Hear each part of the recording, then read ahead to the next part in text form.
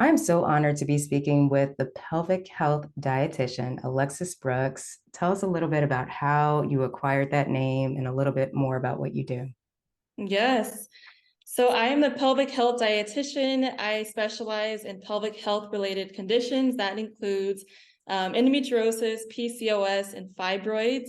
And I'm happy that I adopted this name. I think it's very fitting for what I do and what I specialize in. And people who do experience these particular conditions, I think they can relate to like, hey, yeah, it is related to my pelvis. And of course, there are other symptoms that have nothing to do with the pelvic region that people experience. What really led me to this work is my own personal experience. I was diagnosed with endometriosis last year, March of 2021. March is actually Endometriosis Awareness Month. So I thought it was pretty cool when I was like diagnosed that month. And a lot of people who are diagnosed with endometriosis have a sense of relief because for so many years, we are told that nothing's wrong, that the labs are normal, that we look perfectly fine. So it almost feels like validation to be like, I knew it. There's something else going on inside of me. So that's what really led me to this work. That's actually so true. We deal with heavy bleeding, we deal with pelvic pain, we deal with the recommendations for, endless years of birth control. To be quite honest, I was recommended in my early teens for birth control. My mother was just like, we will figure it out. We will do something different.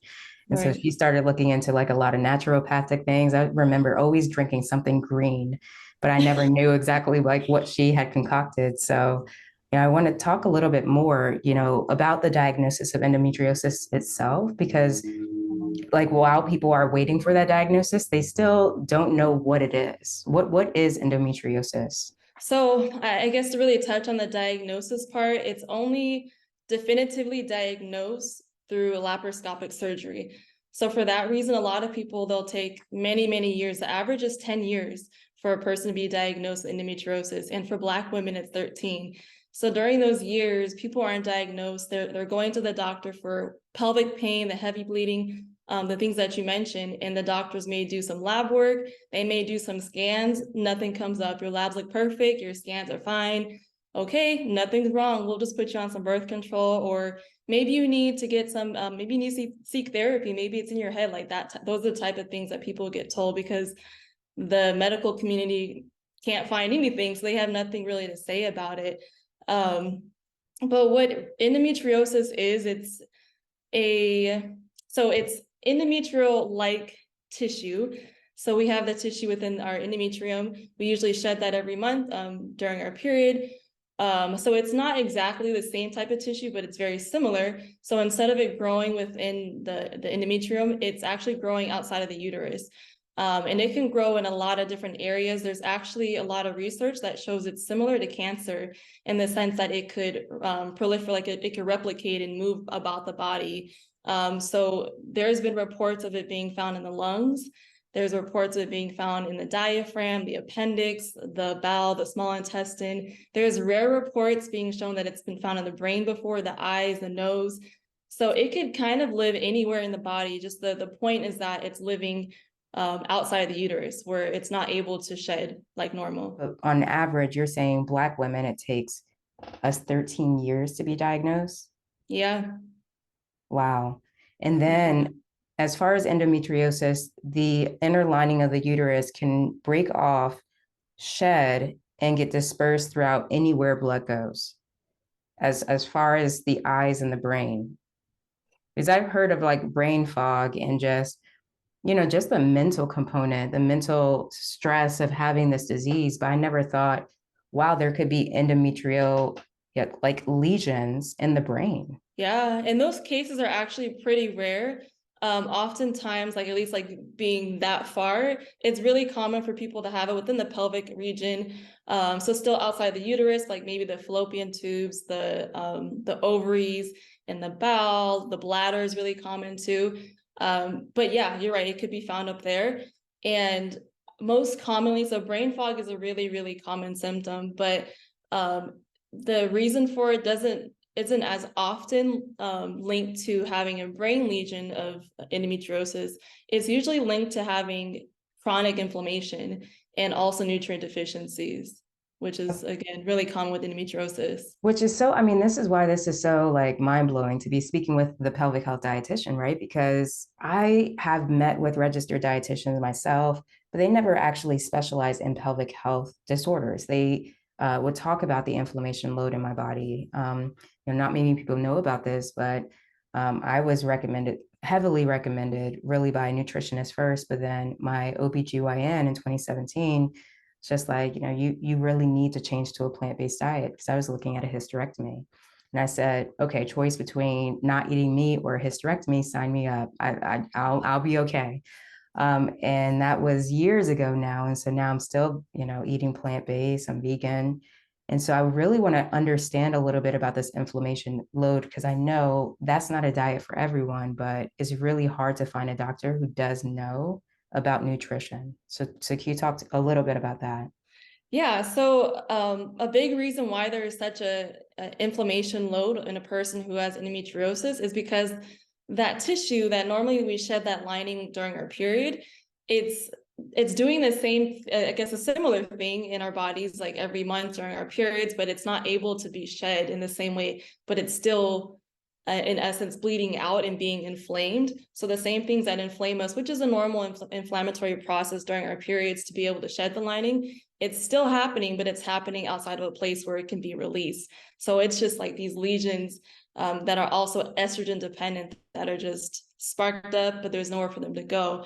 So when it comes to inflammation, we're able to get the most anti-inflammatory properties from foods from plants. I tell people all the time that plants are powerful, and plants, people, when I say that, they're like, so you mean like I gotta eat lettuce and like leaves and stuff like that? Like, yes, and and eat like other things too, like all sorts of vegetables, fruits, whole grains, legumes like beans and lentils and black eyed peas. We can still have like potatoes, all forms of potatoes. We can have healthy fats like nuts and seeds and avocados and healthy oils. We can have spices. Those are also counted as plants, and they're super, super powerful. They're very potent. So even a small amount of like spice, like if you use like, let's say like a quarter teaspoon of cinnamon every day, you're boosting your antioxidant power, which fights any other sense of inflammation in your body. So there's a lot of ways that we can incorporate more plants and more anti-inflammatory products. And you're right, for some people, it may not necessarily be being vegetarian may or may not be the right choice, or vegan may not be the right choice for them. But regardless, even if a person is still having animal products as their proteins or otherwise, I'm still like, crowd your plate with plants. Like, sure, you can still have your meat, whatever, but like make the rest of it plants because it's really important that we have the proper ratios. It's helpful to hear you say that. But for people who say are losing more blood, right, than Mhm. normal, the big issue there is iron, right? And you get Yeah. iron from a lot of animal protein. So what are the things that people can do to say, okay, if they don't want to have a lot of inflammation, they don't want a diet that is all meat, but they still need their protein. They still need iron to replace that blood loss. What do you recommend there? There's two different types of iron. So we have heme iron, we have non-heme iron. So basically the difference is that the non-heme iron is found in plants. So for example, like spinach and beans are really high in iron. And then we have the heme iron that would be found in like red meat, chicken, fish. So the difference here is that the type of iron that we find in animal products, our body is able to take up a lot more. It's a lot easier for us to absorb. So if you are choosing to focus on the plant-based sources of iron, you could still do it, but you have to eat more of it because your body doesn't absorb it as well.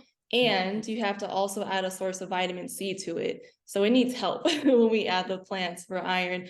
So that means, say for example, if you're doing like spinach as your iron source, make sure you have like tomatoes with it. Or maybe if you're doing broccoli, maybe you're like adding, like you're squeezing some lemon onto, like doing like a lemon broccoli garlic situation, something like that. It could be like adding bell peppers when you're making your beans, or maybe you're having a piece of fruit on the side of your meal, like berries or something like that. So you have to always have a vitamin C source with your plant-based iron to help out with It absorption. does make sense. And that sounds delicious, by the way. So thank you for the tips. I I'm like, yeah, no, it does. It does. Which is, I mean, this is just wild because again, like with, my experience with registered dietitians, I absolutely like love you guys. But when it came to actually talking about, pelvic issues, pelvic pain, I don't know if I was comfortable or even knew like that was something that a registered dietitian could actually help with. I just felt Mhm. like I needed to change my diet to just be well all around, right? Yeah. But you go even more. You don't just focus on nutritional aspects of inflammation, you focus on skin products, household products, things like that. Tell us a little bit about that. Yeah. And just really quickly before I get into that, I want to comment on something you just said is seeing other dietitians not being able to address the pelvic health issues. I didn't learn this in school. We don't learn about women's health in school as dietitians.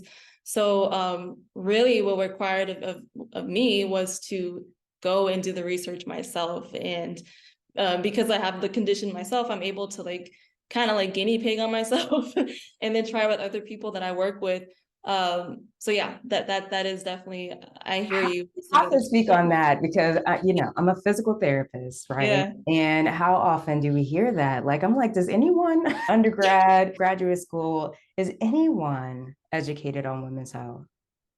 Like, it's No, it's become so even specialized, but I'm OBGYNs like, aren't. even Like it took me OBGYN, so many, I went through probably 7 gynecologists before I was diagnosed. They just 7. looked at me and were like, birth control, or you should get pregnant, or like nothing. And like these Yeah. are people who go to school. You you think they learn about women, but they couldn't even help me. So endometriosis is not only one, it takes us longer as women of color to be diagnosed.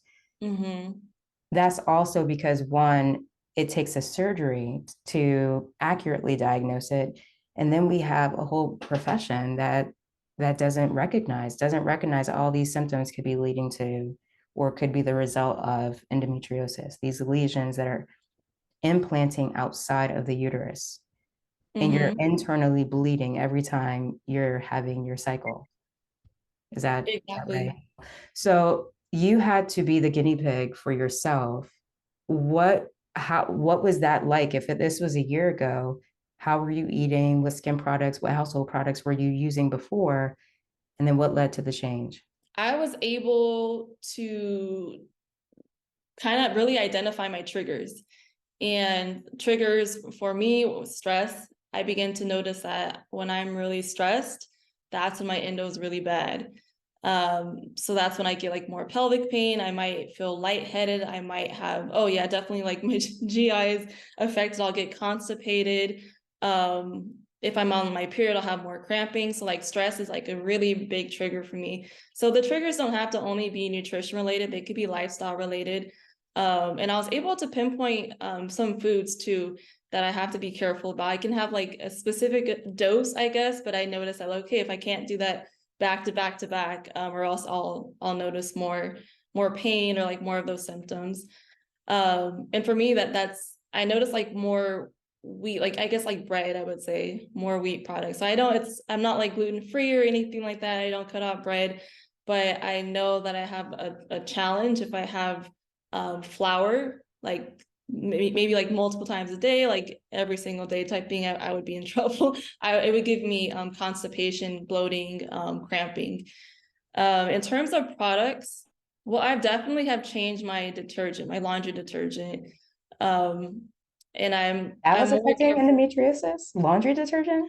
Different products, whether it be like household cleaners, laundry detergent, fragrant like perfume, lotions, candles, they potentially can have endocrine disrupting chemicals. So those are basically toxic chemicals that are found in these products that they use them for whatever reason. Maybe it's a preservative, maybe it's for the scent, maybe it's part of the cleaning agent or whatever it is, but they're really toxic to us. And they what they do is they bind to our estrogen receptors and they begin to change the way our body uses estrogen. So it could upregulate or downregulate estrogen. And for a person with an estrogen dependent condition, like endometriosis or fibroids, it actually it creates more of a problem because estrogen, like these lesions, they have receptors on them too.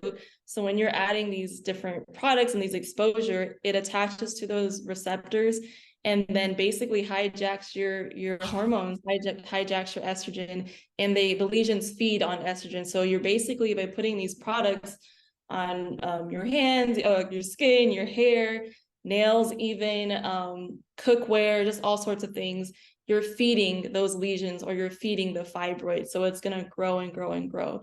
The skin is the largest organ in the body. Yeah. I know that. And I know, of its absorption properties, we can put on a patch and that medicine is absorbed right into our bloodstream.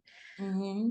But when you're talking about like fragrances, candles, you're saying whatever those molecules are can also be absorbed into our skin and bind to the estrogen receptors. And it could actually make like my heavy bleeding even worse. Absolutely. Yeah. So it doesn't even have to be on your skin. Skin is definitely like a big part, but it could be something that you inhale. So like cleaning products, you might be cleaning your toilet, might be cleaning the kitchen. You're not putting it on your skin, but you're still breathing it in, and it still can be attached to our tissues that way too. Like, how do you know if your products are on that do not use list? Like, what product would be safe? I know people will use essential oils and like water, but like, how do you know what's safe or not? Yeah, so I would say like some staples for natural cleaning products: vinegar. Vinegar cleans like everything. Does not smell good. You can add essential oils to the vinegar actually, or you can even add like if you want to add like orange slices to it or lemon slices, you can do that too, like change the scent of it. Baking soda is also really good. So I would say those are two staples that you can start to use in your home. There's a really good resource from the Environmental Working Group. It's ewg.org. And you go on there, you could, they have a section for personal products, for household products, for fragrances, and they have a list of different items that are approved. There's also an app that they have, and the app is Healthy Living. I think it's just called Healthy Living for EWG, and there's a scanner on it, so you can actually you can scan barcodes. So when you're in the store, you can scan the barcode, and it'll give you a grading of how that particular product rates, and so you can make a decision that way. I also encourage people to use that same barcode, like even aside from the store. I think the first step is really increasing your awareness. So you first want to know, like, well, what's in my environment? Like, how much work do I have to do? So you can go through your home, and I guess if things still have barcodes on them, like maybe if it's, I don't know, a cleaning product you have, or it can be like a skincare, a lotion, whatever you have. If it has that barcode, scan it and see what it says. You might have some things that are perfectly fine, but if not, then you know at least like what you can start working on.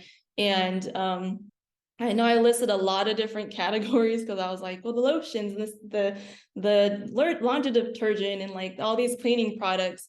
So to keep it from being like super overwhelming, you could just start off with a category. So you could be like, okay, like this time around, I'm just going to focus on my bathroom. Like, what do I have in my bathroom? Or what do I have? Just like, what lotions do I have? I'm just going to focus on that alone. Or I want to focus on finding a right laundry detergent. So you can do it one by one and just do it that way. Like every change will be significant.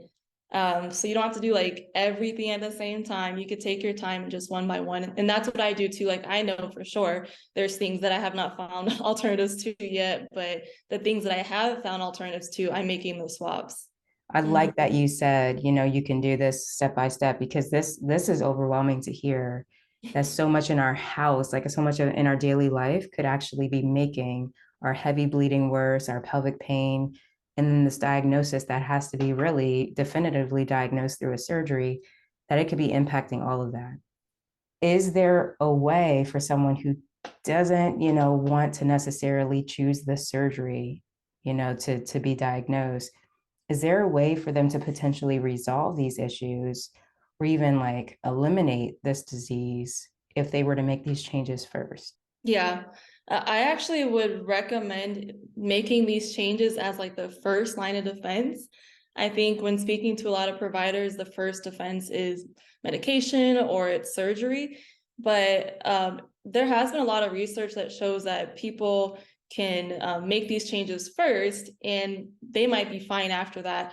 There are people who may have like more severe cases, and maybe they still need the support of like getting rid of those extra lesions, but absolutely. I would recommend someone to first focus on what they're putting into their body, what they're putting on their body, what they're constantly inhaling, the other lifestyle things. Like there's things that we put into our lives that maybe aren't good for us. And it doesn't mean that it's food or products. It could be people. People can be toxic too. And this is not like a woo-woo thing. Like people can be stressful, and stress induces inflammation. Inflammation can induce more of the issue too. So even it could be cleaning out your circle of people around you and what you expose yourself to, even your thoughts. Maybe there are certain situations where you can't necessarily choose who's around you or what's going on in your life, but you can choose how you react. Meditation and yoga bring down stress levels. They bring down inflammation levels too. So it's full on lifestyle. We're not just looking at one part, we're looking at all the parts, because everything can heal us individually and collectively. That's how we can heal. But same idea, everything can be toxic too. So we have to really make an assessment. How have you found people, responding to a provider, really taking time to go through all these aspects of their health and wellness? How has it changed even your practice as a provider? Yeah, I do coach people through this, the whole collective, and I think that people are shocked when they work with me. I think they're surprised that we do talk a lot about food, but we also talk a lot about other areas of life. And I think people, when they see a registered dietitian, they expect it to be all about food, and they expect it to be maybe like, all right, I'm going to write you a meal plan, eat this, this, and that, these hours, and then do this. But I put people in the center of their care. We're partners. So it's not me telling you what to do. I'm also talking about like what works for you, what have been your barriers up to this point, how can I help you through these barriers. I'm looking at traditions that you might observe. I'm looking at foods that you're used to eating, and food is really personal to people. And so like, I mean, I definitely had sessions where, you think we're going to be talking about food and the person ends up crying. And it's like a highly emotional thing. And it could be for any number of reasons, anything that we like touch on. But like food, I kind of look at it as like the entry point into someone's life. I feel like food is the center of like everything for us, just humans. So we start there, but it really can branch off to other areas. And the area that I think needs the most healing is the area that ends up getting the most attention in those sessions. But yeah, I really do like to talk about all of it, the exercise, the joyful movement, the lifestyle piece of it, of being mentally well, emotionally well. We're whole people. So I think it's so important that we touch on all those areas, because I feel like that it's the right thing to do. And I think the person walks away feeling whole too. They don't feel like, okay, I have to talk to this person for this, and then that person for that, and that person for that, and like compartmentalizing the body. Like, no, we're whole people. And I think that every part of the team should have a similar approach. I totally agree. And I am so happy that you're actually saying it and that people are being able to hear what real care should look like, not fragmented care, but real care in terms of you're a real person, you're not body parts. I'm not going to just look at your pelvis and forget about what's happening in your personal life. Mhm. And I can't get enough that you, as a registered dietitian, you're breaking through those barriers of what even registered dietitians should do or can do. And so, yeah, I believe that there's going to be a long list of people just waiting to connect with you. Where can they find you? So they can find me at Alexis Brooks Nutrition. That's my website, also the name of my TikTok, Facebook, and Instagram. Awesome, awesome. And I will be looking at more from you as the pelvic health dietitian. You're going to be definitely on the top of my list of just providers to just tap into, to consult with.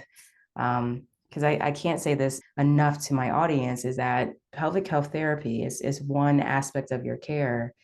But if all of these things that we talked about today could be impacting heavy bleeding, pelvic pain, this diagnosis that again needs its own procedure to really appropriately find if that's the cause of what's going on.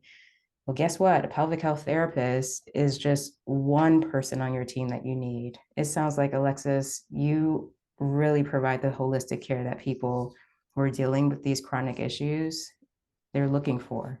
Thank you. And I'm happy to be that person. I'm happy to really bring forth all the things that I've learned on my personal journey and the research that I've come through past and people that I've helped. And I just want to help more people. Awesome. Well, thank you. We will be looking more for your work, and I'll definitely drop the links so that people can get the app that you were talking about and then just follow your work. Thank you.